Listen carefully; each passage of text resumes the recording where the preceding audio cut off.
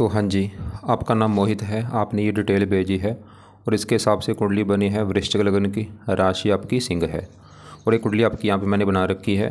आपने मुझे कई सवाल लिख के भेजे हैं, जैसे कि कुंडली कैसी है, कौन से ग्रह अच्छे हैं, कौन से बुरे हैं, कौन से योग हैं, कौन से दोष हैं, और आपने शेयर मार्केट के बारे में पूछा है, अपना घर कब होगा, विवाह के बारे में पूछा है, और प्रेम विवाह का योग है या नहीं। या तो आपके जो भी सवाल मैं पूरा विस्तार में आपको समझाऊंगा। सबसे पहले तो आप ये समझो कि ये जो कुंडली होती है इसमें होते हैं टोटल 12 घर। 12 घर मैं लिख देता हूँ, वो आप एक बार समझ लो।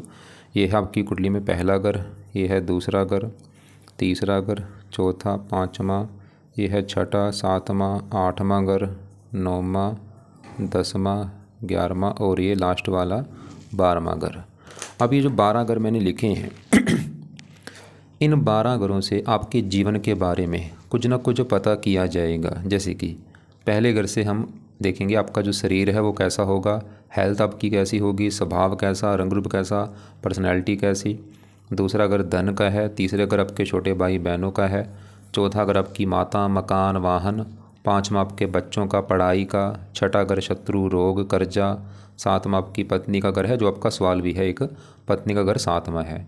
8वें घर से उम्र देखेंगे, 9वें घर से आपका भाग्य देखेंगे, 10वां घर काम काज का है, 11वां घर आमदनी लाभ और 12वें घर से आपके खर्चे देखे जाएंगे।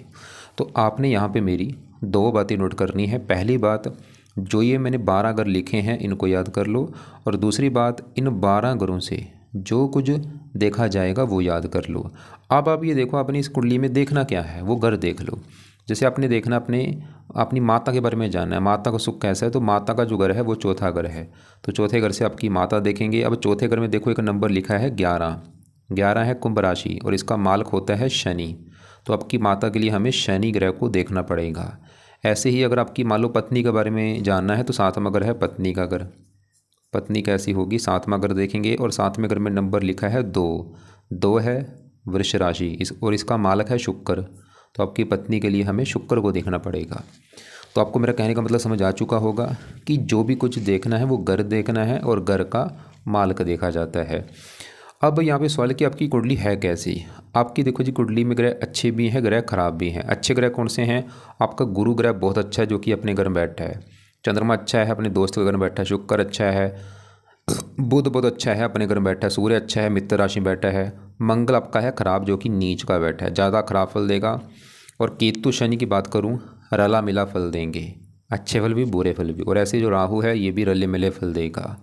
तो अभी हमने क्या देखा, ग्रह अच्छे भी हैं काफ़ी, कुछ ग्रह हैं जो थोड़े से ख़राब हैं, लेकिन कुछ ग्रह ऐसे जो रला मिला फल देंगे। अब होगा क्या, जो ग्रह तो हैं आपके अच्छे वो आपको हमेशा अच्छे फल देंगे भाई, देते रहेंगे लाइफ टाइम। आज भी अच्छे फल दे रहे हैं, हमेशा अच्छे फल देंगे जो ग्रह अच्छे हैं। और जो ग्रह खराब हैं वो आज भी खराब फल दे रहे हैं, हमेशा खराब फल देंगे। बस इन ग्रहों का जो असर होता है वो दशा में बढ़ जाता है। जैसे आपका मुझे मंगल खराब लगा है तो मंगल भाई देगा तो खराब फल हमेशा, लेकिन जब इसकी कभी दशा आपके ऊपर आएगी तो दशा में इसके जो खराब फल हैं, बुरे फल हैं, वो कई गुना बढ़ जाएंगे। तो सवाल कि आज आपके ऊपर किस ग्रह की दशा है। दशा जो है 2 प्रकार की होती है, एक तो होती है महादशा, एक होती है अंतर्दशा। जो महादशा है ये काफ़ी बड़ी होती है, ये आपके ऊपर चली हुई है चंद्रमा की। कब चली है, 22 में चली है, पिछले 2-3 साल हो चुके हैं, ख़त्म जाके 2032 में होगी। इसका मतलब ये है कि आज आपके ऊपर असर तो सभी ग्रहों का है, लेकिन इन ग्रहों में सबसे ज़्यादा असर आपके ऊपर है इस चंद्रमा का, जिसकी चली हुई है आपके ऊपर बड़ी महादशा। और इसका असर देखो आपके ऊपर है 80%, और कुछ असर आपके ऊपर है 20% राहु का, जिसकी चल रही है अंतर्दशा। तीसरा महीना 24 में चली है, पिछला 1 साल हो चुका है, और ख़त्म अभी 9वां महीना 25 में हो जाएगी। 2-3 महीने में दशा ख़त्म होने वाली है। तो मैं दोबारा फिर बोल देता हूँ, असर आपके ऊपर भाई आज भी सभी ग्रहों का है, लेकिन ज़्यादा असर इस चंद्रमा का है आपके ऊपर। मतलब आपकी अभी लाइफ में जो चीज़ें हो रही हैं वो कहीं ना कहीं कारण आपका चंद्रमा जरूर होगा। और दूसरा असर आपके ऊपर इस राहु का है, और एक तीसरा भी आपके ऊपर असर है, वो है शनि की ढैया का, अष्टम ढैया। ये 2.5 साल की होती है और ये अभी आपकी पिछले 3 महीने से चली हुई है। पहले अगर मैं अष्टम ढैया की बात करूं, अष्टम ढैया क्या होती है, आपने देखो जी 7.5 जरूर सुनी होगी, जो कि 7.5 साल की होती है। ऐसी 2 प्रकार की ढैया होती है, चतुर्ढैया, अष्टम ढैया। और ये जब भी आती हैं दिक्कतें पैदा करती हैं, लेकिन दोनों में ज़्यादा खराब है अष्टम ढैया, और आपके ऊपर चल रही है अष्टम ढैया। मतलब अभी क्योंकि अभी 3 महीने हुए हैं अष्टम डे चली को। आप नोट कर भी लेना कि पिछले 3 महीने से आपको दिक्कतें, परेशानियाँ, रुकावटें, चिंता, भाग दौड़, ऐसी दिक्कतें परेशानियाँ आ रही होंगी पिछले 3 महीने से। और ये मतलब आपकी कारण है डेया। और अभी भी भाई ये 2.5 साल की मैंने जैसे बोला है, अभी भी 2 साल से ऊपर की वही पड़ी है। मतलब एक तो आपको इस डेया से बचने के लिए इसके मैं आपको उपाय बताऊंगा, क्योंकि ये डेया है शनि की। अष्टम डेया जो होती है बहुत सारी दिक्कतें पैदा करती है जब भी आती है। तो एक तो आपने शनि के उपाय करने हैं, वो आपको मैं आगे आगे बताता हूँ। लेकिन पहले आपकी बात करेंगे इस चंद्रमा की बात करते हैं कि जिसकी है बड़ी दशा चली हुई पिछले 2-2.5 साल हो चुकी। ये कैसा है? अगर आप देखो जी मेरे से पूछें, चंद्रमा तो आपका है बहुत बड़े लेवल पे अच्छा, बिल्कुल अच्छे फल देगा। तो जो आपके ऊपर चंद्रमा का असर है भाई, वो आपका अच्छे फल देगा। अभी भी दशा काफ़ी लंबी है, 32 में ख़त्म होगी। लेकिन आपकी जो राहु की दशा चल रही है, तीसरा महीना 24 से, पिछला 1-1.5 साल हो ही चुका है चली को, ये आपका दिक्कतें आपको देगा भाई। अब इसको थोड़ा सा विस्तार में जानते हैं। राहु मतलब राहु की जो दशा आपकी चल रही है, आप चाहे नोट कर भी लेना कि जब से राहु की दशा आई होगी आपको लाइफ में परेशानियाँ, दिक्कतें आ रही होंगी। तो राहु आपका यहाँ बैठा है, साथ में देखो सूर्य है, बुध है, 3 ग्रह आपके कहाँ बैठे हैं? 11वें घर में। पहले समझो 11वां घर किसका है? 11वां घर कुंडली में इसे लाभ भाव कहते हैं। लाभ जो भी हम काम काज आप करेंगे उसमें जो आपको लाभ होगा 11वां घर से देखा जाएगा। और भी काफ़ी चीज़ें हैं 11वें घर से आमदनी देखी जाती है, आपकी इनकम कैसी होगी, बड़े भाई बहन, इच्छा पूर्ति। अब फार्मूला मैंने आपको बता ही रखा है, जो भी कुछ देखना है उस घर का मालक देखा जाता है। तो 11वें घर की जो भी चीज़ें हैं, चाहे वो इनकम है, लाभ है, इच्छा पूर्ति है, 11वें घर का मालक देखना होगा। तो 11वें घर में एक नंबर लिखा है 6 है, कन्या राशि, मालक कौन है? बुध। और बुध कहाँ बैठा है? इसी घर में बैठा है। तो पहले अगर आपके मैं बुध की बात करूं, बहुत बड़े लेवल पे अच्छा है, क्योंकि ये 11वां घर इसी का घर है, अपने घर में बैठा है। जैसे कि मान लो मेरा घर है, अगर मैं अपने घर में बैठ जाऊंगा तो मैं अपने घर का अच्छा करूंगा, क्योंकि वो मेरा घर है। वो काम ये ग्रह करते हैं, अगर अपने घर में है अपने घर का अच्छा करते हैं। तो बुध आपका क्यों अच्छा है? क्योंकि 11वां घर इसी का घर है, भद्र योग बना है, पंच महापुरुष योग में से उत्तम योग। क्या अच्छा करेगा? 11वां घर इनकम का, आपको ये इनकम अच्छी दे देगा, लाभ देगा, बड़े बड़े आपको धनी बनाएगा, अमीर बना देगा, पैसे वाला बनाएगा, धन की कमी नहीं रहेगी, इच्छाएँ पूरी कर देगा। और बुध इस एक और घर का मालिक, इस 8वें घर का भी, क्योंकि 8वें घर में 3 लिखा है, मालिक बुध।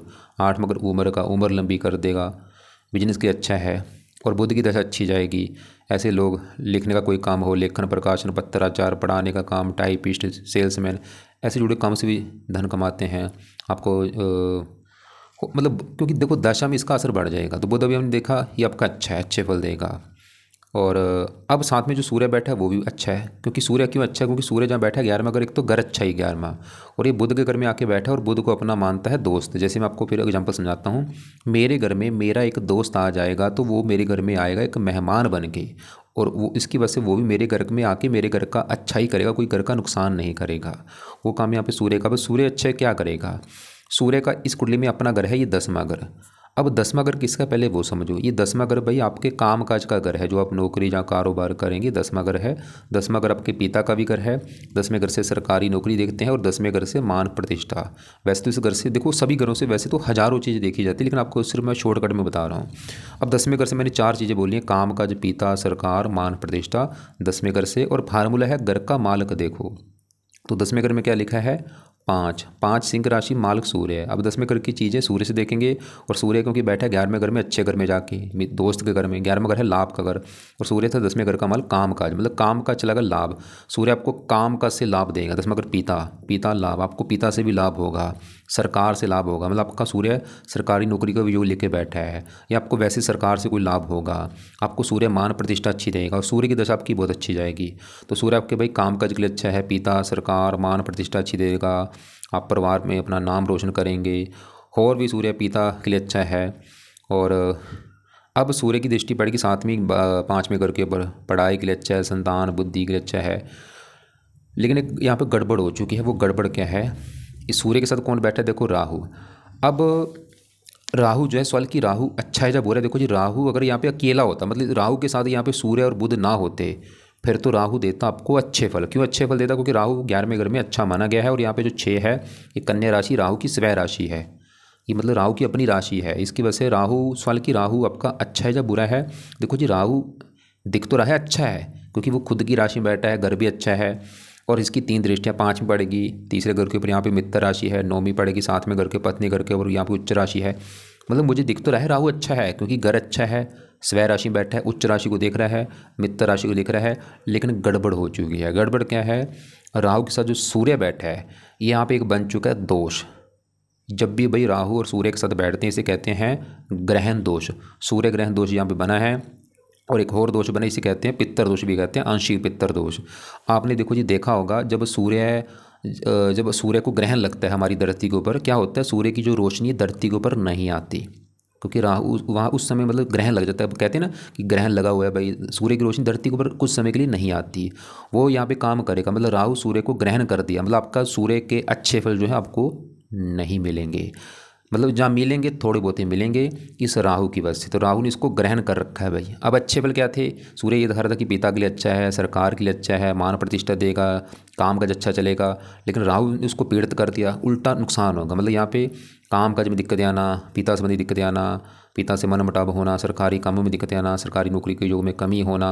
और ये जो दोष है भाई ये लाइफ में आगे बढ़ने नहीं देता, मतलब स्ट्रगल आपको कराएगा, दिक्कतें देगा, परेशानियाँ देगा, चिंता देगा, भाग दौड़ देगा। लेकिन ये जो दोष यहाँ पे बना है, देखो दोष का भी डिपेंड करता है कि दोष बड़ा मतलब उस दोष का नुकसान ज़्यादा होगा या कम होगा। ये दोष बना जरूर है, लेकिन मैं बोलूँगा ये दोष आपको अगर नुकसान देगा थोड़ा सा देगा, ज़्यादा नहीं देगा, क्योंकि राहु की स्वय राशि है, सूर्य अपनी दोस्त की राशि में बैठे और घर भी अच्छा है, मतलब राहु भी इस घर में अच्छे फल देता है। ये चलो एक अच्छी बात है। अगर राहु यहाँ पे दुश्मन के घर में होता है तो ये दोष आपको बहुत बहुत ज़्यादा नुकसान देता। बाकी आप प्रैक्टिकल कर लेना। प्रैक्टिकल ये करो कि जब से राहु की दशा आपकी चली है, तीसरा महीना 24 1.5 साल हो चुका, नोट करो कि जब से दशा आई है आपके जीवन में क्या हो रहा है। अगर तो आपको लग रहा है कि भाई पिछले 1.5 साल से बहुत बुरा हाल है, काम धंधे में दिक्कतें आ रही हैं, लॉस हो रहा है, घाटा हो रहा है, कारोबार ठप हो चुका है, पिता संबंधी दिक्कतें आ रही हैं, सरकारी कामों में दिक्कतें आ रही, मान हानि हो रही है, फिर तो भाई राहु बुरे फल ज़्यादा दे रहा है। लेकिन अगर आपको लग रहा है कि नहीं भाई ऐसी कोई बड़ी दिक्कतें तो नहीं आ रही, तो थोड़ा बहुत चलो मैं मानता हूँ, बाकी फिर भी देखो मुझे इतना मैं बता दूँगा कि ये दिक्कतें ज़रूर दे रहा होगा। तो यहाँ पे आपको मैं ये बोलूँगा कि आपका जो अभी समय राहु की वजह से चल रहा है ये अच्छा नहीं चल रहा। हाँ, राहु की जो भी दशा ये 9वां महीना 25 में आपकी ख़त्म हो जाएगी, उसके बाद दशा आएगी गुरु ग्रह की, वो समय आपका बहुत अच्छा है। फिर भी भाई ये दोष वाले की कैसे ख़त्म किया जाए, क्या करना है, तो आपने करने हैं उपाय। अब राहु की क्या उपाय हैं, पहला जो उपाय है आप राहु कवच का एक पाठ है वो पढ़ा करो या इसको सुनना है। दूसरा है राहु स्तोत्र का पाठ। तो यहाँ पे मैंने जो 2 पाठ लिखे हैं, शाम को बैठ के या रात को बैठ के दोनों पाठ पढ़ने हैं, या आप इनको ऑडियो लगा के सुन लिया करो। तीसरा है राहु की वस्तुओं का दान करो। और चौथा है राहु के लिए ਜਾਂ तो शिव जी, मतलब आपको किसी देवी देवता की पूजा उपासना करनी पड़ेगी, चाहे वो शिव जी की कर लो, चाहे हनुमान जी की कर लो, या दुर्गा जी की कर लो, या माता सरस्वती की जी कर लो। वैसे ज़्यादा बेस्ट शिव जी है। नीले कपड़े कम पहना करो। तो ये राहु के उपाय करो, दोनों पाठ पढ़ने हैं या सुनने हैं, शाम को या रात को। दान करो, दान की वीडियो भेज दूँगा, उसको देख लेना क्या है दान। लेकिन एक सबसे बेस्ट है दान सतनाजे का दान। ये 7 प्रकार अनाज लेके पंछी को डाला जाते हैं, और सतनाजा भी कैसे बनाना है आपको मैं वीडियो भेज दूँगा, और दान राहु का क्या है वो भी वीडियो देख लेना। और बाकी इनमें से किसी न किसी की पूजा उपासना जरूर करो। और ये सवाल की उपाय कब तक करने राहु वाले, दान तो भाई करते रहना चाहे, और दोनों पाठ अभी दशा है उसके बाद आप चाहे ये पाठ पढ़ने छोड़ भी सकते हैं, या अभी पढ़ लो जब तक आप लाइफ में आगे बढ़ नहीं जाते, सफल नहीं हो जाते, अभी 1-2 साल तक पढ़ लो, जहाँ आपकी मर्जी है।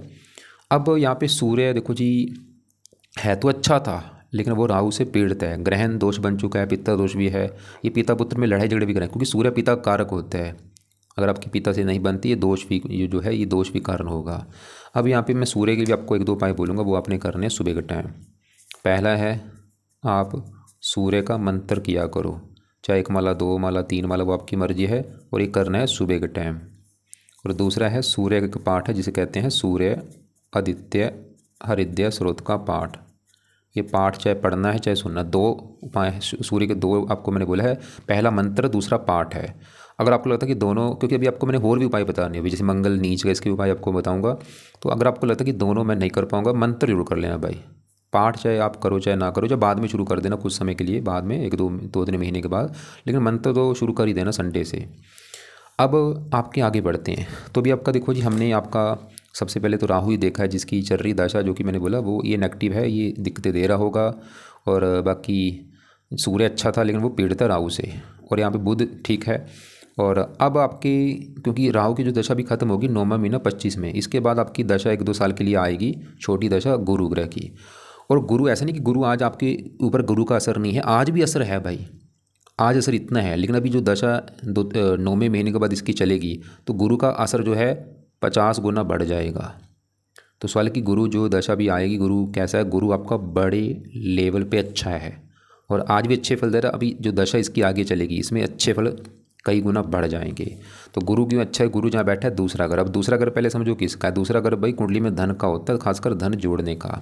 कितना धन जोड़ेंगे, दूसरा घर परिवार का भी होता है, वाणी का होता है, खाने पीने का होता है। अब फार्मूला होता है घर का मालक देखो, तो दूसरे घर में क्या लिखा है 9 है, धनु राशि, मालक कौन है गुरु। तो अगर आपके भाई धन के लिए जानना है, मतलब आप कितने धनी होंगे, कितना धन जोड़ेंगे, दूसरा घर देखना है। और दूसरे घर में जो 9 लिखा है मालक गुरु देखना पड़ेगा कि गुरु अच्छा है या बुरा है। अगर गुरु अच्छा है तो आप धनी होंगे, गुरु खराब है आपको धन को लेकर दिक्कतें आएंगे। अब गुरु कहाँ बैठा है, इसी घर में बैठा है। और ये है एक कमाल की बात, अच्छी बात भाई, गुरु अपने घर में बैठा है भाई। जो कि मैंने आपको पहले बोला, अगर मैं अपने घर में हूँ मैं अपने घर का अच्छा करूँगा। कोई भी इंसान भाई अगर अपने घर में अपने घर का हमेशा अच्छा करेगा। ऐसी ग्रह हैं अपने घर में बैठ के बहुत अच्छा करते हैं, दोस्त के घर में बैठे वहाँ पे भी अच्छा करते हैं, उच्च के बैठे तब भी अच्छा करते हैं। गुरु और भी कारणों से अच्छा है, इस घर का कारक भी होता है, इस कुंडली में योग कारक भी है। अच्छे फल क्या देगा, दूसरा अगर धन का आपको गुरु धनी बनाएगा, महाधनी बनाएगा, धन की आपके पास कमी नहीं रहेगी, आप काफ़ी धन जोड़ेंगे, काफ़ी बैंक बैलेंस होगा। दूसरा अगर परिवार का है, परिवार का सुख अच्छा देगा, वाणी अच्छी कर देगा, और भी हज़ारों अच्छे फल। और गुरु का एक और घर है इस कुंडली में, वो है ये 5वां घर, मतलब गुरु के 2 घर हैं। ये जो 5वां घर है, 5वें घर में देखो नंबर 12 लिखा हुआ है, और 12 है मीन राशि, इसका भी मालक गुरु होता है। और 5वां घर है आपकी संतान का घर, आपकी पढ़ाई का घर, बुद्धि का घर। तो अगर आपकी भाई संतान देखनी है, 5वां घर, 5वें घर में 12 लिखा है, मालक गुरु देखना पड़ेगा। तो गुरु संतान का सुख अच्छा देगा, और बल्कि संतान धन, संतान होने के बाद लाइफ में धन भी आएगा आपको। परिवार का 5वां घर पढ़ाई का, पढ़ा लिखा बना देगा, बुद्धिमान। गुरु की 3 दृष्टियाँ, 5वीं यहाँ पे छठे घर के ऊपर आपको रोगों से बचाएगा, कर्जे से बचाएगा, शत्रुओं से बचाएगा। 7वीं 8वें घर के ऊपर उम्र लंबी कर देगा। 9वीं 10वें घर के ऊपर काम काज के लिए अच्छा है, पिता, सरकार, मान प्रतिष्ठा, हजारों अच्छे फल। और क्योंकि देखो अभी इसकी छोटी दशा चलेगी आगे 9वां महीना 25 के बाद, लेकिन जब इसकी कभी बड़ी दशा आएगी वो समय आपका बहुत अच्छा होगा। बैठा भी 15 डिग्री का है, लेकिन देखो जब आपकी संतान घर का मतलब गुरु संतान के लिए तो अच्छा है, लेकिन संतान घर में जो केतु शनि बैठे हैं ये थोड़ा सा संतान संबंधी चिंता आपको देंगे, वो आपको मैं अभी आगे बताऊँगा। और अब आपके देखो जी, हमने यहाँ पे राहु, सूर्य, बुध देखा, गुरु देखा। अब आपका जो मंगल है ये मुझे ख़राब लगा है भाई ज़्यादा। अब इसको विस्तार में जानते हैं क्यों ख़राब है, लेकिन पहले ही समझो कहाँ बैठा है, ये बैठा है 9वें घर में। अब 9वां घर किसका, पहले वो समझो। 9वें घर से भाई आपका भाग्य देखा जाएगा, आप कितने भाग्यशाली होंगे, 9वां घर देखना पड़ेगा। 9वें घर से धर्म भी देखा जाता है, तीर्थ यात्रा, विदेश यात्रा।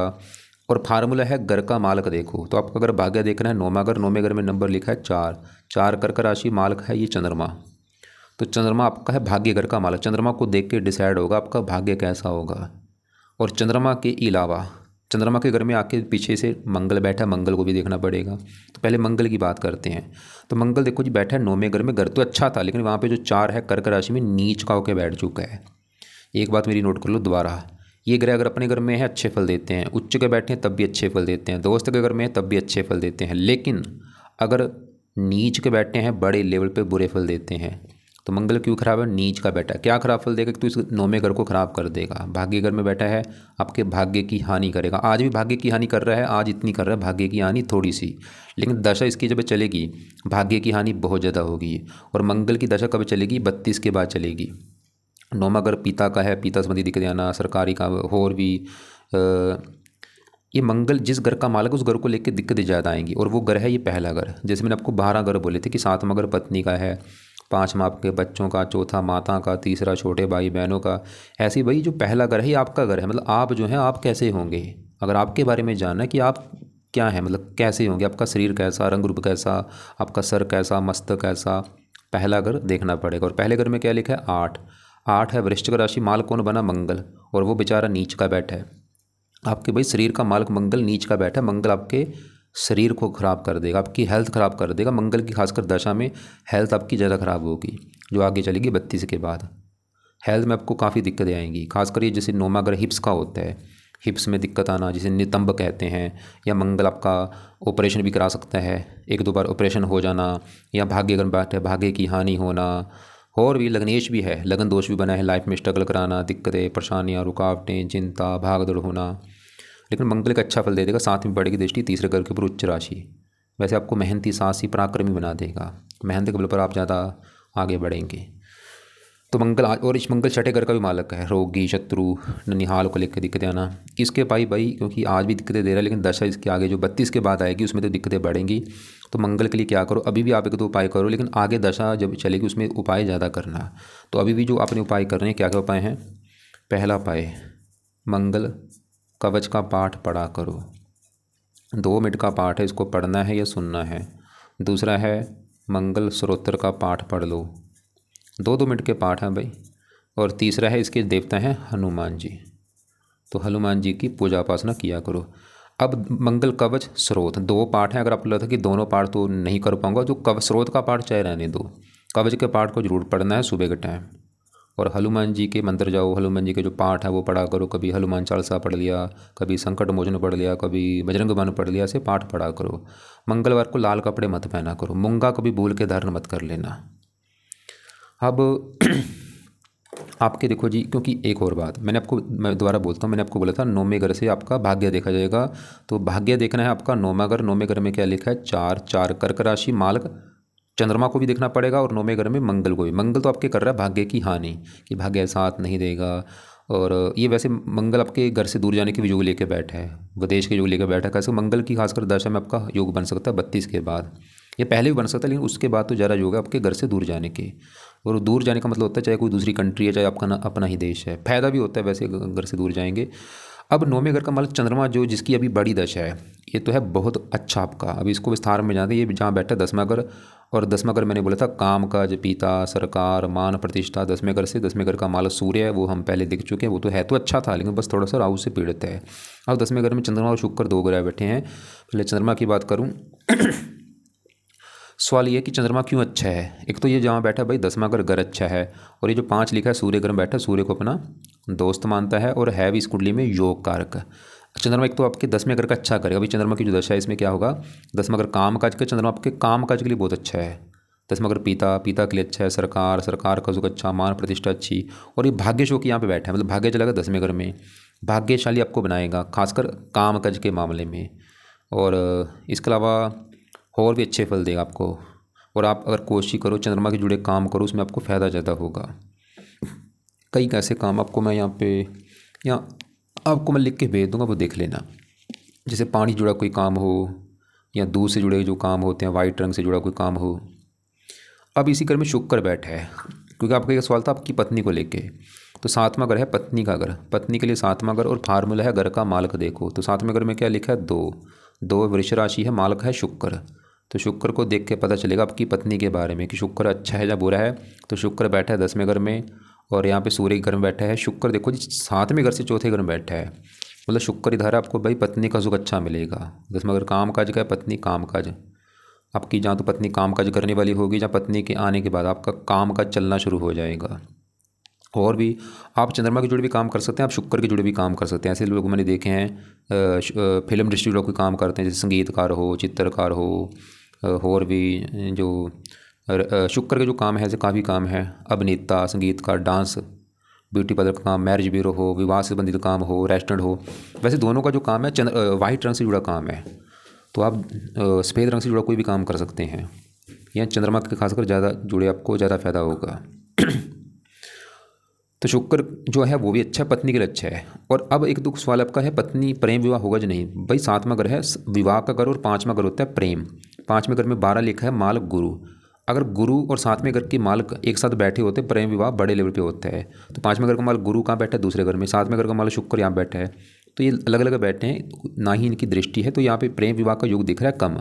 लेकिन आपकी जो पत्नी, आपने जो लड़की कुंडली भेजी जिसे प्रेम करते हैं, उसकी कुंडली में काफ़ी योग है प्रेम विवाह होने के।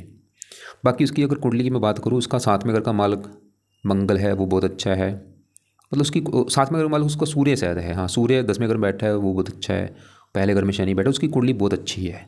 बस उसका राहु केतु खराब, और अभी उसकी राहु की दशा भी चल रही है, जो उसको लाइफ में दिक्कतें देगा। भाग्य घर में बैठा राहु, तो उसकी भी चलो बाद में एक बार कुंडली बना लेना। लेकिन मतलब कुंडली अच्छी है, विवाह के रिगार्डिंग अच्छी कुंडली। अगर विवाह उससे करते हैं अच्छा है, कोई दिक्कत नहीं है, बस उससे राहु के उपाय करवा देना। तो आपकी देखो जी कुंडली में अभी हम गुरु, चंद्रमा, शुक्र सभी ग्रह देखें और लास्ट में बचे 5वें घर में केतु, शनि। 5वां घर संतान का है, पढ़ाई, बुद्धि। तो यहाँ पे शनि की बात करूँ, शनि तीसरे घर का मालिक है और चौथे का, तीसरे घर में 10 लिखा है और चौथे घर में 11, दोनों घरों का मालिक शनि। चौथा ग्रह है आपकी माता, मकान, वाहन। शनि आपको माता, मकान, वाहन का सुख अच्छा देगा, मेहनती, साहसी बनाएगा। बस शनि एक दिक्कत देगा कि 5वें घर संतान घर में बैठा है और साथ में केतु बैठा है। केतु शनि भाई संतान घर में बैठ के संतान संबंधी चिंता आपको जरूर देंगे कुछ ना कुछ। वो चिंता क्या होगी मुझे कन्फर्म नहीं, कुछ ना कुछ तो होगी। वो क्या हो सकती है चिंता? एक तो आपके लग रहा है कि आपकी पत्नी का 1-2 बार गर्भपात हो सकता है, या संतान ऑपरेशन से होना, या संतान में लड़कियां ज़्यादा होना, या संतान में कुछ देरी होना। कुछ ना कुछ दिक्कत तो आएगी संतान को लेकर। वैसे गर्भपात तो जरूर होगा आपकी पत्नी का। तो यहाँ पे चलो ज़्यादा अभी केतु शनि के तो पाए अभी रहने दो, आगे वो उस समय करना जब आप संतान लेंगे। तो पूरी कुंडली में निचोड़ निकालूँ भाई, विवाह का सुख अच्छा है कुंडली में और कोई दिक्कत नहीं है। बस थोड़ा सा संतान संबंधी चिंता होगी इस केतु शनि की वजह से, वो उस समय आगे उपाय कर लेना। बाकी मंगल की वजह से हेल्थ ख़राब होगी, लाइफ में स्ट्रगल करना पड़ेगा, भाग्य की कुछ हानि करेगा। और ये जो दोष बना है ये सही करो। तो कुंडली के हिसाब से क्या उपाय है मैं दोबारा फिर बोल दूँ। आज क्योंकि आपके ऊपर बड़ी दशा है चंद्रमा की, चंद्रमा है तो अच्छा, फिर भी इसका आपको मैं बोलूँगा कम से कम 1-2 माला मंत्र इसका करना है सुबह के टाइम, ताकि दशा आपकी और अच्छी जाए। और इसके जो देवता हैं शिव जी हैं, आप शिव जी की भी पूजा उपासना कर सकते हैं। चंद्रमा का मंत्र है ओम सोम समाय नमः, ओम सोम समाय नमः। आप मोती भी धारण कर सकते हैं राइट हैंड की छोटी उंगली में चांदी में जड़वा के। गोमद कभी धारण मत करना, नीलम धारण नहीं करना, और मंगल का मूंगा धारण कभी मत करना। तो एक तो होगी चंद्रमा के पाए, चंद्रमा के पाए जब तक ये दशा तब तक मंत्र कर लिया करो, चाहे 1 माला चाहे 2 माला। सुबह के टाइम ना भी करेंगे तब भी काम चल जाएगा, कोई ऐसी मतलब ज़रूरत नहीं है आपको इसकी चंद्रमा की। लेकिन जो छोटी दशा राहु की, इसके तो भाई उपाय बहुत ज़्यादा जरूरी हैं, जो कि दोनों पाठ मैंने बोले हैं, पढ़ने हैं या सुनने हैं जब तक ये दशा है। दान करो और इसके लिए शिव जी या हनुमान जी या दुर्गा जी की पूजा उपासना करो। और सूर्य के लिए भी आप सूर्य का मंत्र हो गया या आदित्य हृदय, चाहे दोनों कर लो या मंत्र जरूर करो सुबह के टाइम। और मंगल जो कि नीच का, उसके कवच स्रोत के पाठ बोले, स्रोत चाहे रहने दो लेकिन कवच का पाठ जरूर पढ़ो ताकि हेल्थ अच्छी रहे, कोई दिक्कत आपको ना आए। और हनुमान जी की पूजा उपासना करो। गुरु अच्छा उसके पाए रहने दो, बुध के पाए रहने दो। केतु शनि के पाए आप आगे उस समय करना संतान लेने से पहले। और एक आपके ऊपर डेया मैंने बोले से चल रही है, शनि की डेया, ये दिक्कतें लाइफ में देती है जब भी आती है। 3 महीने अभी हुए हैं अभी भी, क्योंकि 2.5 साल की है। और डेया किसकी? शनि की। तो आप 1-2 शनि का भी उपाय कर लो, वो है एक तो शनि मंदिर आप माथा टेकने जाया करो शनिवार को। चलो एक ही उपाय कर लो क्योंकि ज़्यादा हो जाएंगे फिर उपाय, तो ये उपाय आप नहीं करना है। शनि मंदिर जाओ शनिवार को, माथा टेक के आना है वहाँ पे। बाकी एक बार आपके जो सवाल है वो मैं देख लेता हूँ। आपने एक तो ये बोला है कुंडली में सबसे मजबूत ग्रह कौन सा? आपको मैंने बता दिया, गुरु अच्छा है, बुध अच्छा है, सूर्य भी अच्छा है बस थोड़ा सा पीड़ित है, चंद्रमा शुक्र अच्छे हैं, मंगल खराब है। कुछ अच्छे वाले भी देगा, ऐसा नहीं मंगल बिल्कुल खराब है भाई, अच्छे वाले भी देगा। इस घर के लिए अच्छा है, तीसरे घर का अच्छा कर देगा। किस जगह मुझे शेयर मार्केट, हाँ शेयर मार्केट का काम आप कर सकते हैं राहु, लेकिन अभी राहु की दशा के बाद ज़्यादा करना, उसमें ज़्यादा फायदा होगा गुरु की दशा में। क्या खुद का मकान लेने के या घर बनाने का योग है? चौथा घर मकान को, तो उस घर का मतलब शनि है। गुरु, हाँ घर के भी योग हैं आपकी कुंडली में। तो मेरी कुंडली में कोई दोष है जैसे पित्तर दोष है, सूर्य राहु जब बैठती से हम पित्तर दोष कहते हैं, लेकिन ये अगर 10वें घर में बैठते तो संपूर्ण पित्तर दोष था, लेकिन ये बना है आंशिक पित्तर दोष, कम मात्रा वाला पित्तर दोष है। मंगल दोष नहीं है। मंगल अगर पहले या चौथे या 7वें या 8वें घर में या 12वें घर में हो मंगल दोष बनता है, उसका नुकसान विवाह में होता है। वैसे मंगल आपका है तो खराब नीच का, लेकिन ये विवाह के मामले में खराब फल नहीं देगा, वैसे आपकी हेल्थ खराब कर देगा, स्ट्रगल देगा आपको।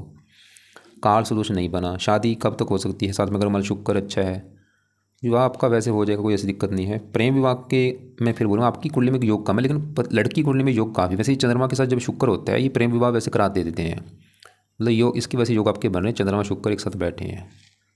तो मेरी कुंडली में कोई बुरा नहीं, ये चीज़ें ऐसी ज़रा बता पानी मुश्किल है। और रतन आपको मैंने बोला मोती धारण कर लो। इसके अलावा देखो जी, कर्म अच्छे करो, कर्म अच्छे जैसे कि आप रोजाना कौवों को रोटी डालो, कुत्तों को रोटी डालो, गाय को रोटी कभी डाल दी, और भी ज़रूरतमंद जो कोई दिख जाए उसको हेल्प करो।